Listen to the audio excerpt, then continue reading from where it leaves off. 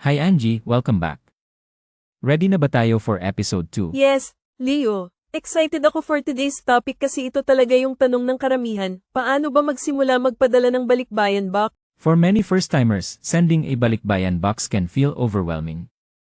Ang daming tanong, saan kukuha ng box, magkano, at ano ang unang step? Totoo yan. Kaya today, we'll break it down into simple steps para mas madali sundan, lalo na kung first time mo pa lang. First step, decide kung ano ang ipapadala mo. Importante ito kasi dito magsisimula lahat. Exactly. Make a list muna. Usual items are clothes, shoes, canned goods, household items, at minsan small appliances. Next step is choosing a reliable balikbayan cargo company. Check reviews, years in operation, at kung door-to-door ba talaga ang service. Huwag lang basta mura, importante ang tiwala. Most companies offer different box sizes, small, medium, large, extra large. Kung first time, better na magtanong muna kung anong size ang swak sa budget at needs mo. Packing is very important para maiwasan ang damage. Use strong tape, separate fragile items, and label the box properly, name, address, contact number.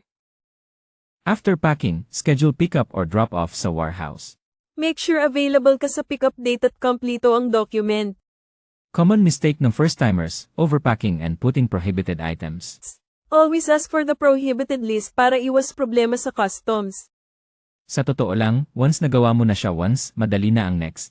Yes, experience builds confidence. Importante lang ay informed ka from the start. If first time mo at may tanong ka pa, comment mo lang below.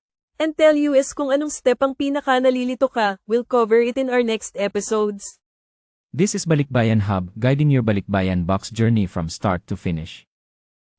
Don't forget to like, subscribe, and share sa kapwa Pilipino abroad.